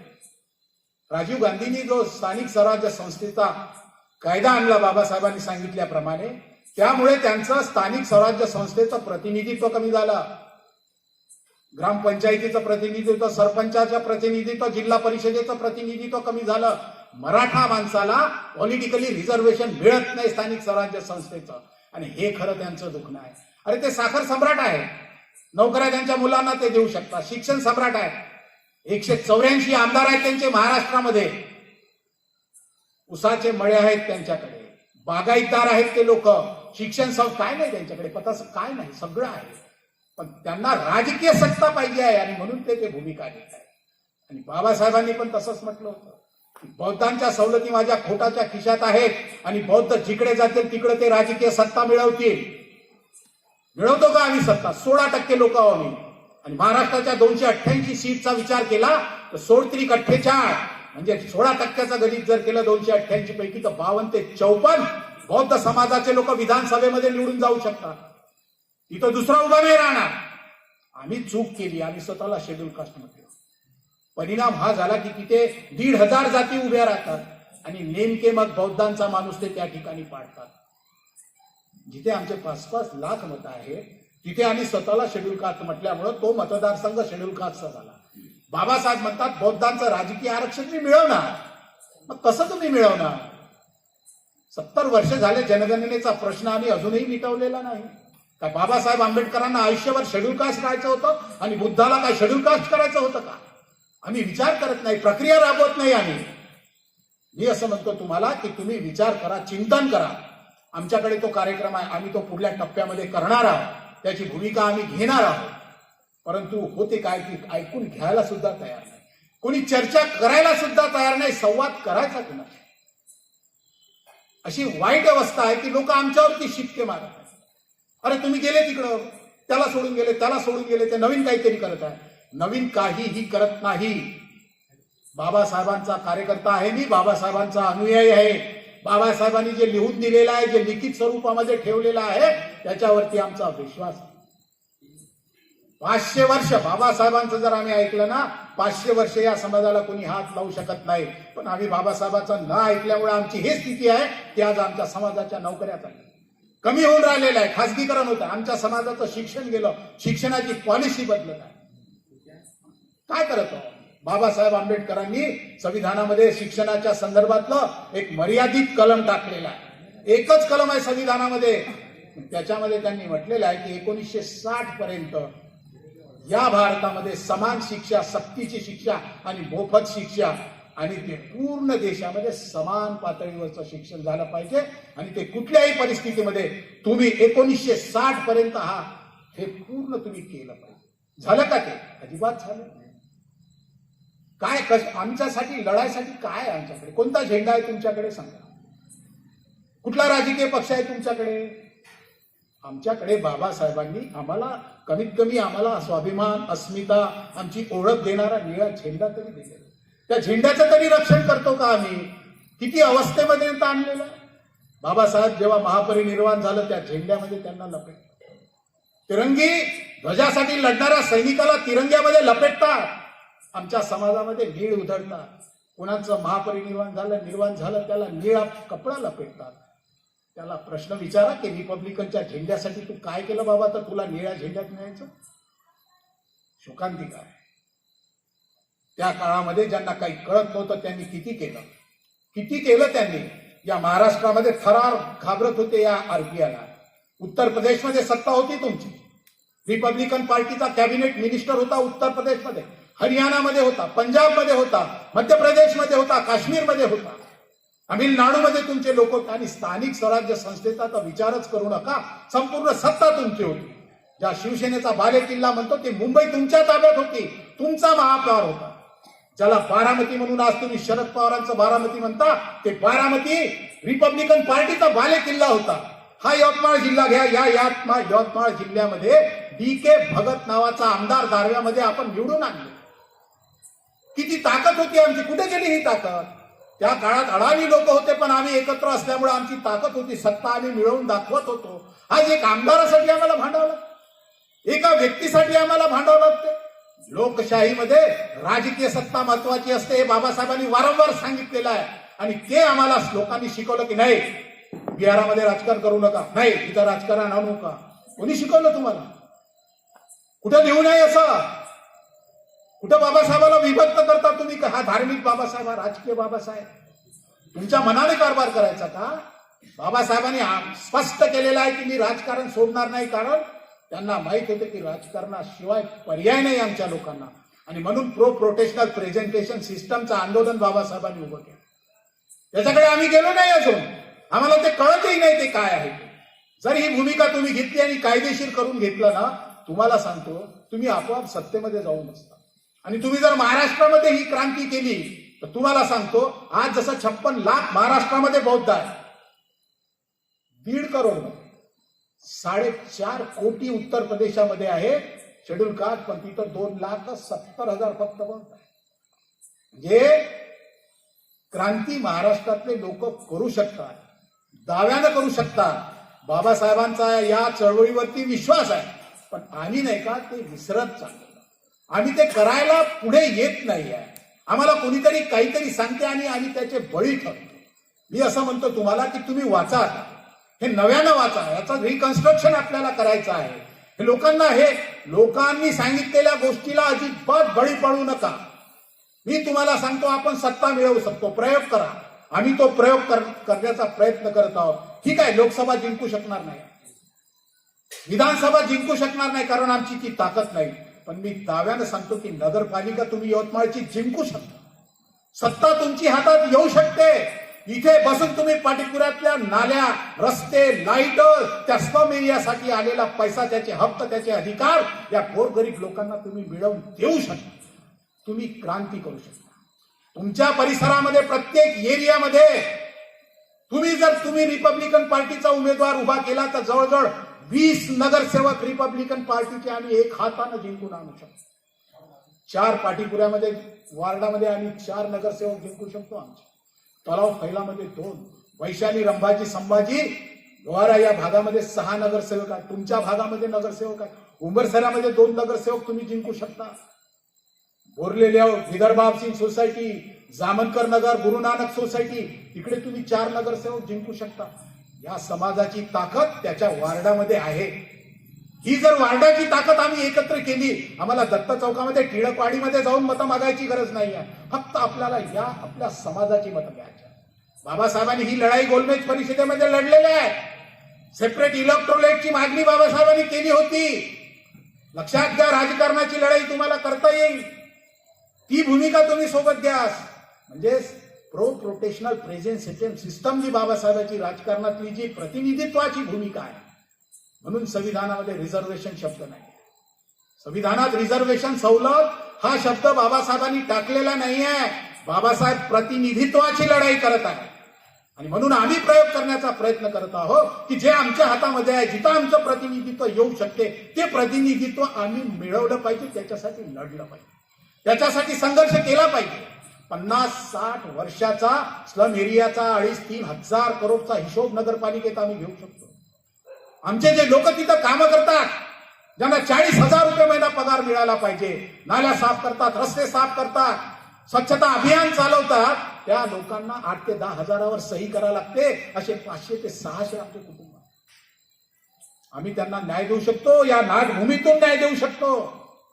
इथून जर तुम्ही तुमचा नगरसेवक निवडून आणला तर तिथं ताकद वाढते, आपली शक्ती वाढते, तिथं आपली युनिटी वाढते. आणि यामधून काय होऊ शकते? रिपब्लिकन पार्टी बाबासाहेबांची जिवंत आहे, माणसाच्या मनामध्ये आहे. आजही ती जिवंत आहे, तिचं अस्तित्व कायम आहे. आणि ही जर लढाई आम्ही करू शकलो, तुम्हाला सांगतो महाराष्ट्राला तुम्ही मेसेज देऊ शकता. जे यवतमाळमध्ये होऊ शकते ते कुठेही होऊ शकते. पुऱ्या महाराष्ट्रामध्ये तुम्ही मेसेज देऊ शकता. तुम्ही घडवू शकता ती गोष्ट. तुम्ही केलं पाहिजे, पण आम्ही ती गोष्ट करायला तयार नाही. मी मगाशी जे म्हटलं तुम्हाला की बाबासाहेबांना फेडरेशन अपेक्षित नव्हतं. ज्या वेळेला बाबासाहेब घटना समितीचे प्रमुख झाले, मसुदा समितीचे, त्यावेळेलाच त्यांची प्रक्रिया सुरू झाली होती. आणि 1948 मधल्या लखनौच्या भाषणामध्ये त्यांनी म्हटलं की शेड्यूल कास्ट फेडरेशनला मी बॅकवर्ड क्लास फेडरेशन करायला तयार आहे. शिवाजी पार्कला 1951 मध्ये फेडरेशनच्याच कार्यक्रमामध्ये बाबासाहेबांनी स्पष्ट केलं की हा पक्ष बरखास्त करून आपण रिपब्लिकन पार्टी ऑफ इंडिया उभी करू. आणि त्यांनी 7 प्रिन्सिपल, ज्याला बुद्धाची 7 प्रिन्सिपल्स म्हणतो ना आपण वज्जीच्या संदर्भानं, की राज्य कसं चालवायचं, कशा मिटिंगा घ्यायच्या, कसं एकत्र बसायचं, तर हे जे 7 प्रिन्सिपल्स आहेत, हे 7 प्रिन्सिपल रिपब्लिकन पार्टीची प्रिन्सिपल्स आहेत. घटनेमध्ये पहा, रिपब्लिकन पक्षाच्या घटनेमध्ये तुम्हाला ते दिसतील. तर ही बाबासाहेबांची जी प्रक्रिया आहे, ही प्रक्रिया खुंटीत करण्यात आली, जाणीवपूर्वक करण्यात आलेली आहे, अपप्रचार करण्यात आलेला आहे की बाबासाहेबांच्या पक्षाचे गट आहेत. खोटी गोष्ट आहे. बाबासाहेबांच्या पक्षाचे गट आहेत हे मनातून काढून टाका. बाबासाहेबांचा ओरिजिनल रिपब्लिकन पक्ष आजही त्या माणसाने होत नाही. आम्ही त्या प्रक्रियेतले लोकशाहीतले सहभागी लोक आहोत का? आम्ही त्याच्यामध्ये भाग घेतो का? तर काही उणिवा असतील. मी मगाच म्हटलं की काही मतभेदासह आपण एकत्र आलं पाहिजे, कारण हा आपल्या भविष्याचा प्रश्न, हा आपल्या अस्तित्वाचा प्रश्न आहे. जर आमच्याकडे संघटन नसेल तर आम्हाला कोणी विचारणार? म्हणून बाबासाहेबांना म्हटलं एज्युकेट, हेजिटेट अँड ऑर्गनाइज. आम्ही त्याला उलट करून टाकलं. शिका, संघटित व्हा, संघर्ष करा. बाबासाहेबांनी शिका म्हटलं का? शिकवा म्हटलं. एज्युकेट. का शिकवा म्हटलं? हे सगळं मी तुम्हाला दिलेलं आहे, आता तुम्हाला हे लोकांना शिकवायचं आहे. तर आम्ही ते शिकवा सोडून दिलं. आम्ही विद्यार्थी जाऊन शिका. म्हणजे बाबासाहेब आंबेडकरांनी एवढं सुंदर काही आमच्या पुढे ठेवलेलं आहे, आम्ही ते सगळं नष्ट करण्याच्या मार्गावर आहोत. रिपब्लिकन पार्टीचं संविधान साधं नाही. रिपब्लिकन पार्टीचं संविधान साधं नाही आहे. मगाशी मी म्हटल्याप्रमाणे की खुल्या पत्रामध्ये स्पष्ट केलं की संविधान हा सांगाडा आहे. संविधान समितीमध्ये स्पष्ट केलं की सामाजिक आर्थिक कायदे नाही संविधानात. या दोनही उणिवा भरून काढण्यासाठी बाबासाहेबांनी रिपब्लिकन पार्टीची घटना लिहिलेली आहे. त्या घटनेच्या 2ऱ्या क्रमांकामध्ये लिहिले आहे स्पष्टपणे की भारताच्या संविधानाची ध्येय उद्दिष्ट हे रिपब्लिकन पार्टीची ध्येय उद्दिष्ट आहेत. म्हणजे 2ऱ्याच कलमामध्ये बाबासाहेबांनी स्पष्ट केलं, भारतात एक तरी पक्ष दाखवा, एक पक्ष दाखवा की जो संविधानाची ध्येय उद्दिष्ट पूर्ण करण्यासाठी त्याच्या घटनेमध्ये कलम आहे. एकमेव रिपब्लिकन पक्ष आहे आणि त्याच्या कलम 2 मध्ये ते स्पष्ट केले. समजून घ्या. फार महत्वाचं बाबासाहेबांनी त्याच्यात लिहिलेलं आहे की भयमुक्त समाज निर्माण करायचा, दुःखमुक्त समाज निर्माण करायचा आहे. बाबासाहेबांनी त्याच्यामध्ये सगळं लिहिले. फार सुंदर ते आहे. आणि आम्ही उपकार मानले पाहिजे की बाबासाहेबांच्या काळातले जे लोक होते त्या लोकांनी हे उभं करून दिलं आम्हाला. जर दिलं नसतं तर आमच्याकडे निळा झेंडा नसता, आमच्याकडे आमचं अस्तित्व, आमची अस्मिता नसती. रणांगणावरती युद्ध होताना रामायण महाभारतामध्ये त्यांच्या रथावरती ध्वज असतात, युद्धामध्ये रणगाड्यावरती ध्वज असतात. तसा आमच्या लढाईचा तो ध्वजवाहक आहे, आमची अस्मिता आहे, आमचं ते स्वाभिमान. आणि तो झेंडा आम्हाला पुढे न्यायचा. कोण्या नेत्याला मोठं करायची मी गोष्ट करत नाही आहे. मी गोष्ट करत आहे बाबासाहेबांच्या चळवळीला पुढे नेण्याची. अरे उणिवा लाख आहेत, त्या राहतील. आमच्या आजोबाच्या काळातही ह्या उणिवा होत्या. चर्चा चालत होती की बाबासाहेबाला भंडाऱ्यात पाडलं. आमच्या वडिलांच्या काळामध्ये दादासाहेबनं, गायकवाड साहेबने हे जे गट होतेच. आमच्याही पिढ्यामध्ये रामदास आठवलेने हे असे सगळे गट आले. तुमच्याही येणाऱ्या मुलाबाळांच्या पिढ्यामध्ये त्या गोष्टी असणारच आहेत. म्हणून त्यांना पारदर्शकता शिकवा, याचे त्यांना बळी होऊ देऊ नका. अनेक पिढ्या बळी झालेल्या आहेत. गैरसमजाला तुम्ही नष्ट करा. आणि हे बहुजन मूलनिवासी या कन्सेप्ट आहे, याच्यापासून सावध राहा. कारण बहुजन समाज नावाचा समाज अस्तित्वात नाही आहे. बहुजन या नावाने ते आपल्या जाती लपवतात, एकत्र येतात आणि त्यांनी जातीला उजागर केलेला आहे. ज्यांना अक्कल नव्हती, ज्यांना बोलता येत नाही. आम्ही पाहिलेले लोक बाबासाहेबाच्या रांगेत त्यांचे फोटो लागले. आम्हाला बाबासाहेब शोधावा लागतात. ही कमेंटमेंट आहे तुमची या चळवळीची. 30-30, 40-40 लोकांचे फोटो. अरे ज्यांची लायकी आहे त्यांचे फोटो लावा ना तुम्ही. का नाही लावत कबीराचा फोटो? का नाही लावत सम्राट अशोकाचा फोटो? का नाही लावत बुद्धाचा फोटो? अजूनही या लोकांना त्या कार्यक्रम पत्रिकेवरती जागा नाही का? भितात. नाही जयभीम म्हटलं की लोक पळतात म्हणून जय मूलनिवासी म्हणा. म्हणजे ही कन्सेप्ट आम्हाला शिकवल्या जात आहे. ही परिस्थिती आंबेडकरी चळवळीवर येत आहे. कुणाच्या मतांची गरज नाही तुम्हाला. दाव्यानं सांगतो मी तुम्हाला, कुणाच्या मताची गरज नाही आहे. तुम्ही तुमच्या मतावर निवडून येऊ शकता. बाबासाहेबांनी जे संविधान निर्माण केलेलं आहे ते तुम्हाला प्रतिनिधित्व देते, रिझर्वेशन देत नाही. प्रोटेशनल प्रेझेंटेशन सिस्टम साठी तुम्ही उभं व्हा. तुमच्या लोकसंख्येच्या प्रमाणात तुम्हाला आमदार, खासदार, पंचायत समित्या, जिल्हा परिषदा, नगरपालिका, सरपंच पदापर्यंत तुम्हाला पदं मिळतील. आज जी काही सिस्टम आलेली आहे त्याच्यामुळे आम्हाला ते मिळत नाही. म्हणून ही जी काही प्रक्रिया सुरू केलेली आहे आणि या प्रक्रियेला काही जे लोक घाबरलेले आहेत ते अपप्रचार करत नाही. आम्ही काही कोणता गट स्थापन करत नाही. बाबासाहेबांचा पक्ष आहे. तुम्हाला जर या पक्षाबद्दलची काही माहिती असली, काहीही माहिती तुम्हाला पाहिजे असली तर आम्ही तुम्हाला देऊ शकतो. 25-30 मुलं इथं तयार आहेत. वकील आहेत त्याच्यामध्ये बसलेले, इंजिनियर आहेत त्याच्यामध्ये बसलेले, साधे मुलं नाही. आज ते तरुण मुलं पुढे येत आहेत. त्यांना नामोहरण करा. उद्या ते चळवळीचं भविष्य आहे. तुम्हाला चळवळीसाठी तरुणांच्या कणा पाहिजे असतो. आज ते मुलं तयार आहेत. ते कुठे बीजेपीत जाऊ शकले असते. अनेक लोक काँग्रेसमध्ये गेलेले आहेत. अनेक लोक सेनेमध्ये जातात. अनेक लोक कोणाचाही प्रचार करतात. या कालखंडामध्ये, या अवस्थेमध्ये जर अशी मुलं तयार होऊन बाबासाहेब आंबेडकरांच्या पक्षासाठी जर श्रम करत असतील, कष्ट करत असतील, आमचं काय काम आहे? आम्ही त्यांना मदत केली पाहिजे, प्रोत्साहन दिलं पाहिजे आणि आम्ही प्रयोगशील असलं पाहिजे. का आशा ठेवू नये आम्ही?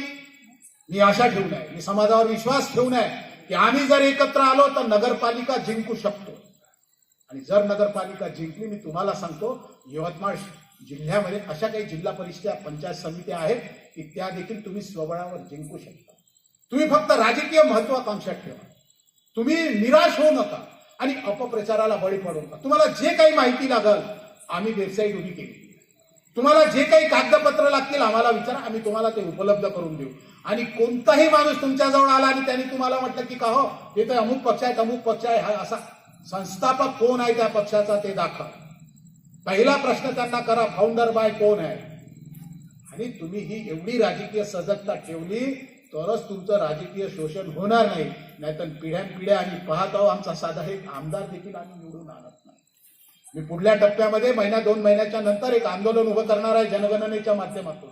आणि त्याच्यामध्ये बौद्धांच्या प्रश्नावरची मी भूमिका घेणार आहे. आणि माझी भूमिका अशी असणार आहे की आम्हाला जातही नको आणि धर्मही नको. No schedule caste, only for Buddhist. प्रश्न असा आहे की काही लोक म्हणतात की जात लिहू नका, बौद्ध लिहा. माझा त्यांना प्रतिप्रश्न आहे की बौद्ध लिहिण्याने तुम्ही धार्मिक अल्पसंख्याक होता आणि धार्मिक अल्पसंख्याकांना नोकऱ्यांचा आणि राजकीय रिझर्वेशन मिळत नाही. मग ही जबाबदारी कोण घेईल? म्हणून बाबासाहेबांनी सांगितल्याप्रमाणे आम्हाला राजकारणामध्येही रिझर्वेशन मिळेल आणि नोकऱ्यांचंही रिझर्वेशन मिळेल. ही पॉलिसी तुम्हाला अडॉप्ट करावं लागेल, ते डिमांड तुम्हाला करावं लागेल. त्या पद्धतीचं एक नवं आंदोलन आम्ही उभं करणार आहोत आणि ती यवतमाळच्या मातीतून होणार. मागे आम्ही आंबेडकर मार्च काढला. लोकांना वाटलं की बा जुगले साहेबांना हे कसं माहिती की 250 पुस्तकं बाबासाहेबांनी लिहिलं. मुख्यमंत्र्याला निवेदन दिलं की 75 खंड आणि 100 संदर्भ खंड असे 250 खंडाचा महाप्रकल्प आहे बाबासाहेबांचा, ते प्रकाशित करा. होत आहेत प्रकाश, हळूहळू होत आहे. त्यांची म्हणजे गती त्यांची मंदावल्यासारखी. आता हे जे नवीन काही आम्ही करत आहोत यालाही लोक आडकाठी करतील. लोक म्हणतील किंवा अमके सांगतात जात लिहा, धर्म लिहा, आम्ही ते करत नाही. आणि त्याच्यामुळं काय, हे जुने साहेब नवीनच काही सांगत आहेत. मी नवीन तुम्हाला काहीही सांगत नाही. तुम्ही जर रस्त्यावर उतरले, कमिशनर, कलेक्टर, राष्ट्रपतीकडे डिमांड केल्याबरोबर तुमचा प्रश्न सुटणार आहे का? ते लगेच तुमच्यावाल्या मागण्या मंजूर होणार आहेत. म्हणजे आपण मोर्चा काढल्याबरोबर आपल्याला सगळं नष्ट होणार आहे का? आपली मागणीच अशी असणार आहे की आम्हाला राजकारणामध्ये आणि नोकऱ्यामधलं रिझर्वेशन पाहिजे, आमच्या लोकसंख्येच्या प्रमाणामध्ये पाहिजे. ही क्रांती जर आम्ही करू शकलो तर तुम्हाला सांगतो 1961 मध्ये जनगणनेमध्ये महाराष्ट्रातल्या लोकांनी नोंद करताना लोकसंख्या किती होती देशामध्ये? 0.8%. आज 2021 येत आहे. 11च्या जनगणनेचे रिपोर्ट सांगतात की तुम्ही 0.2% कमी झाले. का कमी झाले? बौद्ध सर्टिफिकेट ज्यांचं आहे त्यांना रिझर्वेशन मिळत नाही.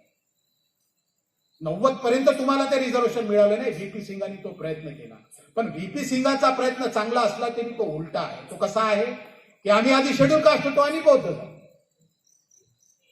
व्हीपी सिंगनी काय केलं की बा हे बौद्ध आहेत आणि यांना शेड्यूल कास्टचं रिझर्वेशन द्या. म्हणजे आम्ही शेड्यूल कास्ट हे कॅटेगरी सोडून बौद्ध झालो आणि बौद्ध म्हणून आम्हाला रिझर्वेशन पाहिजे होतं, पण ते रिझर्वेशन बौद्ध म्हणून आम्हाला मिळालं नाही. व्हीपी सिंगांनी आम्हाला बौद्धांना शेड्यूल कास्ट केलं आणि म्हणून जात महार लिहा लागते कंपल्सरी. तुमचं कास्ट सर्टिफिकेट तयार करासाठी 1950 पूर्वीचे तुम्हाला दाखले द्यावे लागतात. आमचं म्हणणं असं आहे की बुद्ध धम्माची दीक्षा घेतल्याच्या नंतर जातीविहीन समाज झालेला आहे आणि आम्ही धर्माला मानत नाही, धम्माला मानतो. बुद्ध आणि त्याच्या धम्मग्रंथाच्या याच्यामध्ये खंड 3 आणि 4 मध्ये 200 पानं खर्च घातले बाबासाहेबांनी आणि त्यांनी संशोधन करून मांडलेलं आहे की हा धर्म नाही धम्म. आणि अशी जर आम्ही संवैधानिक नोंद करून घेतली तर तुम्हाला सांगतो आम्हाला राजकीय आणि नोकऱ्यांचंही रिझर्वेशन स्वतंत्रपणे आम्हाला घेता येईल. जिथं मराठा ते मिळवू शकतो ज्याला कायदेशीर मिळत नाही तिथं तर आम्ही सामाजिक शैक्षणिक दृष्ट्या मागासलेलं असल्याचे आयोगाचे रिपोर्ट्स आहेत. म्हणजे आयोग आमच्या राष्ट्रीय आयोग आमच्या बाजूने आहे. आम्हाला फक्त मागणी करण्याची गरज आहे, लढा करण्याची गरज आहे. या दिशेने तुम्हाला कोणता पक्ष जवळचा वाटतो? तो जो बौद्धांचा प्रश्न भारतीय बौद्धमय भारत झाला पाहिजे असा म्हणणारा कोणता पक्ष आहे? कोणता पक्ष आहे? तर माझ्या दृष्टीने एकच पक्ष आहे, रिपब्लिकन पक्ष, जो बौद्धांच्या विचाराचा वाहक आहे. आणि तोच पक्ष नष्ट करण्याचं इथं काम झालं. कारण त्या झेंड्यावरती काय आहे? सम्राट अशोकाचा अशोक चक्र आहे आणि हे या लोकांना मान्य नाही. म्हणून RSS BJPने ते पावलं उचललेली आहे. घटना ज्या वेळेला लागू झाली त्याच दिवशी ऑर्गनायझेशन मध्ये लेख आला होता की हे संविधान आम्हाला मान्य नाही, आम्ही दुसरं संविधान निर्माण करू. आणि ती प्रक्रिया पूर्ण करत आहे. 24-25 पर्यंत त्यांचा वाला तो अजेंडा आहे आणि ते पूर्ण करू शकतील. 82.5% हिंदू धर्म झालेला आहे. 0.8% बौद्ध धर्म कमी होऊन 4% आलेला आहे. 2.5% जर हा भाग वाढला तर 85% होते आणि ते संविधान लोकसंख्येच्या प्रमाणामध्ये ते तसं करू शकतात. परंतु आपल्याकडे हिंदू राष्ट्र थांबवण्याची योजना आहे. त्यासाठी समाजाची गरज आहे. समाजाने एकत्र यायला पाहिजे. मी मागे म्हटलं भगत साहेबांना की जेवढे विहार आहेत त्या विहारातल्या प्रत्येक 11 लोकांना 10-11 लोकांना बोलवा. 25 विहार असतील, 30 विहार असतील, 300 लोकांची जेवणाची व्यवस्था करा. आपण कार्यशाळा घेऊ, त्यांना समजावून सांगू आणि मग एकदा जर त्यांना पटली ही भूमिका तर आपण प्रत्येक विहारामध्ये जे जाऊन सांगू आणि एक मोठं आंदोलन यवतमाळच्या मातीमधून आपण उभं करू. कुठलीही गोष्ट करायसाठी संवाद करायचा असतो, एकत्र बसायचं असते, चर्चा करायची असते. पण आम्ही जे चर्चा करायला आलो, आम्ही जे काही सांगायला आलो ते लोक आधीच सांगतात की हे चुकीचं आहे. आधीच म्हणतात की नाही ते असं आहे, ते तसं करू नका, ते त्यांच्या मागे लागू नका, ते चुकीचं सांगत आहेत. काय चुकीचं सांगत आहे? अरे माझी जेवढी मैत्री होती त्या कुटुंबाशी, जेवढे दोस्ताना होता माझा, तो आम्ही नाही पाहिला. आम्ही विचारावर उभे आलो. कारण विचाराची प्रक्रिया आहे आणि ही विचाराची प्रक्रिया तुम्हाला तुमच्या येणाऱ्या पिढीच्या हातामध्ये द्यायची आहे. तुम्ही चुकीची देणार का? चुकीचे देणार का? कुठं वंचित ठेवलं बाबासाहेबांनी तुम्हाला? घटनेमध्ये सगळे अधिकार तुम्हाला दिले. ते तुम्हाला अधिकार घेता येत नाही तर तुमचा दोष आहे. तुम्ही कशाला बाबासाहेबांचा अपमान करता स्वतःला वंचित म्हणून? आणि बहुजन हित शब्दाबद्दल मी सांगितलं की खंड 16 तुम्ही वाचा, पाली शब्दकोश, त्याच्यामध्ये बहुजन या शब्दाचा अर्थ बाबासाहेबांनी दिलेला आहे. आणि आम्ही जो शब्द वापरतो तो चुकीचा आहे. आम्ही जे मिनिंग वापरतो ते चुकीचं आहे. तुमच्या घरी पुस्तक असेल खंड 16 पाली भाषा कोश वाचा. मग आता हे जे आम्ही काही करत आहोत ते कशासाठी करत आहोत? तर रिपब्लिकन क्रांतीला नष्ट करण्याची जी प्रक्रिया आहे तिला आपल्याला नष्ट होऊ द्यायचं नाही आहे. ब्राह्मणवादाचा पराभव, RSSचा पराभव जर करायचा असेल तर कुठली विचारधारा करू शकते? आम्ही म्हटलं त्याला किंवा आंबेडकरी विचारधारा. तर लोक काय म्हणतात त्याला? अरे हे महारांचं काम आहे, अरे ऑर्गनायझेशन संघटन उंका आहे. बाबासाहेबांच्या आडनावावर चळवळ चालत नाही. आडनाव म्हणजे विचार होत. बाबासाहेबांनी रिपब्लिक विचारधारा दिली. राष्ट्र स्वतःला रिपब्लिक म्हणतात, फुकट म्हणतात का? या रिपब्लिक शब्दामुळे 50 राष्ट्र ब्रिटिशांचे गुलाम मुक्त केले बाबासाहेबांनी 26 जानेवारी 50ला देश लागू झाल्याबरोबर. हे फुकटची क्रांती आहे का? ब्रिटिश पार्लमेंटला आणि म्हणजे कॉमनवेल्थला बाबासाहेब म्हणतात मी जबाब देईल या शब्दाबद्दल. ते हा शब्द साधा आहे, साधा नाही आहे, फार मोठी कन्सेप्ट आहे आणि ती कन्सेप्ट आपल्याला जगवायची आहे. प्रश्न असा आहे की रिपब्लिकन पार्टीला बदनाम करण्यामध्ये सगळे लोक शास्त्रीय जे आहेत ते यशस्वी झालेले आहेत आणि आम्हाला न समजल्यामुळे आपण त्याचे बळी पडलेलो आहोत. म्हणून हे अभियान आम्ही चालवत आहोत आणि स्पष्टपणे सांगत आहोत की रिपब्लिकन पक्षाचे गट नाही. रिपब्लिकन पक्ष नावाचा पक्ष बाबासाहेबांनी स्थापन केलेला आहे. त्या नावाचा दुसरा पक्ष कोणालाही कायदेशीरपणे स्थापन करता येत नाही. मग हा पक्ष कुठे आहे? तर हा पक्ष ज्या ज्या वेळेला ऐक्य झालं त्या त्या वेळेला या नेत्यांनी या पक्षामध्ये सहभाग घेतला. बाळासाहेब आंबेडकर 2दा खासदार झाले. कोण्या पक्षावर झाले? याच पक्षावर झालेले आहे. रामदास आठवले 2दा खासदार झाले. कोण्या पक्षावर झाले? याच पक्षावर झालेले आहे. रासूगोई एकदा अमरावतीतून खासदार झाले, याच पक्षावर झाले. चिमूरमधून कवाळे खासदार झाले, या पक्षावर झाले. म्हणजे हा पक्ष आहे आणि या पक्षावर प्रतिनिधी निवडून आले एकत्र आल्यामुळे. आता यांचा आपसात पटत नाही म्हणून हे आपापले पक्ष काढतात. म्हणून बाबासाहेबांचा पक्ष दोषी आहे का? मग बाबासाहेबांचा पक्ष आम्ही बेवारस राहू द्यायचा का? म्हणून मी म्हणतो की ठीक आहे, आमच्या हातामध्ये लोकसभा नाही, विधानसभा नाही, पण ज्या वार्डामध्ये आम्ही राहतो त्या वार्डाचं तर मतदान आमच्या हातामध्ये आहे. एक राजकीय क्रांती आपण केली पाहिजे आणि एक रिपब्लिकन क्रांती अभियान त्या दृष्टीनं आम्ही राबवत आहोत. आपण कुठल्याही अपप्रचाराला बळी पडू नका. एक चांगलं काम आपण हाती घेतलेलं आहे, ते आपण यशस्वी करू आणि इथून आपण लोकांना मेसेज देऊ शकतो, भारतभर मेसेज जाऊ शकतो आणि ती गोष्ट आपण केली पाहिजे. ही अपेक्षा मी या ठिकाणी बाळगतो. आणि आपला काही प्रश्न असेल आणि आपल्याला काही गोष्ट समजली नसेल किंवा काही आमच्यामधल्या बोलण्यातून एखादी चूक झाली असेल किंवा आमची काही उणीव असेल तर तुम्ही आम्हाला सांगा, आम्ही तुमचं त्याच्यामध्ये समाधान करू. जे काही मी सांगितलं ते स्वतःचं काही नाही, मी काही स्वतःचं आम्ही काही करत नाही आहोत. जे काही करत आहोत ते बाबासाहेबांनी सांगितलेलं आहे, ते आम्ही करत आहोत. त्याला आपण आम्हाला सहकार्य केलं पाहिजे ही अपेक्षा ठेवतो. थांबतो. जय भीम, जय भारत, जय बुद्ध.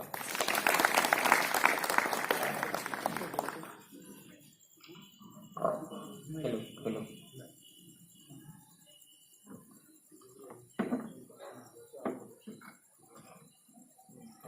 धन्यवाद जीवने सर. आपण आंबेडकरी विचारांच्या लोकांमध्ये सळसळतं रक्त आहे, पण पुन्हा एकदा ऊर्जा भरण्याचं काम केलेलं आहे. मी हवरे, यानंतर मी समता स्निग्धल हवरे नाही गौरव यांना विनंती करतो की त्यांनी आभार प्रदर्शन करावे. आभार प्रदर्शनापूर्वी आपण एक प्रतिज्ञा घेणार आहोत. ठीक आहे.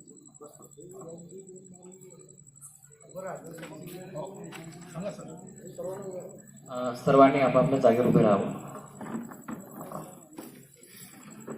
बाबासाहेबांनी आपल्याला बुद्ध धम्माची दीक्षा दिली आहे. 22 प्रतिज्ञा यासाठी दिल्या की बुद्ध धम्मामध्ये येणारी विकृती, अपप्रचार थांबला पाहिजे आणि आमच्या लोकांना ते सोपं झालं पाहिजे. तशाच पद्धतीचे आपण एक प्रतिज्ञा, आपण 8 प्रतिज्ञा तयार केलेल्या आहेत आणि त्या यासाठी केलेल्या आहेत की निवडणुकीच्या काळामध्ये फार दुरुपयोग होतो आपल्या लोकांच्या दृष्टीनं. तुमच्या इकडे काही होत नसेल पण काही ठिकाणी लोक त्याचा दुरुपयोग करतात. तर आपण हे जे काही चर्चा केलेली आहे, चिंतन केलेलं आहे, ते जे काही आपण ज्याला उपोषण म्हणतो, अष्टशील म्हणतो, अष्टांगिक मार्ग म्हणतो, तशा पद्धतीच्या 8 प्रतिज्ञा, ज्याला आपण भीम प्रतिज्ञा ग्रहण असा नाव दिलेलं आहे. तर त्या प्रतिज्ञा आपण हात पुढे करून वाचूया. मी आधी वाचतो, तुम्ही नंतर वाचा, म्हणजे आपल्या लक्षात येईल की आपण या गोष्टीशी कमेंट करत आहोत किंवा हे जे काही बोललेलं आहे या. चला. मी डॉक्टर बाबासाहेब आंबेडकर यांनी दिलेल्या शिकवणुकीच्या विसंगत वर्तन व आचरण करणार नाही अशी प्रतिज्ञा ग्रहण करतो. मी मनुष्य मात्राच्या उत्कर्षाला हानिकारक ठरणाऱ्या वाईट कृत्यापासून अलिप्त राहण्याची प्रतिज्ञा ग्रहण करतो. मी डॉक्टर बाबासाहेब आंबेडकर यांनी दिलेल्या मताचा वापर समाज उन्नती व देशहितासाठी करण्याची प्रतिज्ञा ग्रहण करतो. मी अंमली पदार्थाचे सेवन व नशापानी आणि लाचखोरीच्या आमिषाला बळी पडणार नाही अशी प्रतिज्ञा ग्रहण करतो. मी डॉक्टर बाबासाहेब आंबेडकर यांनी दाखविलेल्या मार्गाविरुद्ध आचरण करणाऱ्या संस्था, संघटना व पुढाऱ्यांपासून अलिप्त राहण्याची प्रतिज्ञा ग्रहण करतो. मी डॉक्टर बाबासाहेब आंबेडकर यांनी स्थापित केलेल्या समता सैनिक दल, भारतीय बौद्ध महासभा, रिपब्लिकन पार्टी ऑफ इंडिया या मातृसंस्थांचे संगोपन व रक्षण करण्याची प्रतिज्ञा ग्रहण करतो. मी डॉक्टर बाबासाहेब आंबेडकर यांनी स्थापित केलेल्या अशोक चक्रांकित ध्वजाच्या प्रतिष्ठेसाठी प्राणपणाने लढण्याची प्रतिज्ञा ग्रहण करतो. मी डॉक्टर बाबासाहेब आंबेडकर यांनी सुरू केलेल्या जातीअंताचा लोकशाही लढा यशस्वी करण्यासाठी भारत बौद्धमय करण्याची प्रतिज्ञा ग्रहण करतो. जय भीम. धन्यवाद.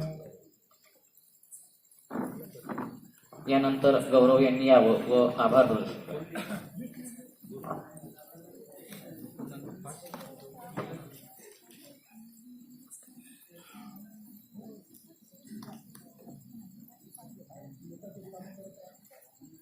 सर्वप्रथम सर्वांना माझा सप्रेम जय भीम. आजचा जो विषय होता रिपब्लिकन क्रांती अभियान अंतर्गत जो काही हा कार्यक्रम झाला आणि आजचा विषय होता भारतीय संविधान व आंबेडकरी माता संघटनेचे स्वरूप व कार्य. आजच्या कार्यक्रमाचे अध्यक्ष माननीय TN मेश्राम यांनी आपल्याला मार्गदर्शन केलं आहे. त्यांचं मी मनपूर्वक आभार मानतो. त्यानंतर प्रमुख मार्गदर्शक माननीय रमेश जीवने सर रिपब्लिकन विचारवंत यांनी बराच प्रकाश रिपब्लिक या शब्दावर टाकला, ज्या शब्दाने या देशाची बांधणी होते रिपब्लिक इंडिया. तर यावर म्हणजे अत्यंत सुंदर असं मार्गदर्शन रमेश जीवने सर यांनी केलं आहे. त्यांचंही मी खूप खूप आभार मानतो. त्यानंतर माननीय ॲडव्होकेट स्वपनराव कांबळे सर यांनी पण खूप आपलं काही म्हणजे त्यांनी मार्गदर्शन केलं आहे, त्यांचंही मी आभार मानतो. तसेच माननीय ॲडव्होकेट अरुण मोहोळ सर यांचंही मी आभार मानतो. त्यानंतर माननीय DK भगत सर जिल्हा प्रवक्ते यांचंही मी आभार मानतो. त्यानंतर माननीय गुलाबराव रामटेके भारतीय बौद्ध महासभा यांचेही मी आभार मानतो. त्यानंतर माननीय संतोष कांबळे सर समता सैनिक यांचेही इथं आपल्याला उपस्थिती लाभली आहे, त्यांचेही मी आभार मानतो. त्यानंतर सूत्रसंचालन ज्यांनी केलं आहे माननीय विराज डोमे सर यांचेही मी आभार मानतो व इथे उपस्थित सर्व लोकांचाही मी मनपूर्वक आभार मानतो आहे. इथेच हा कार्यक्रम संपला असं जाहीर करतो. जय भीम.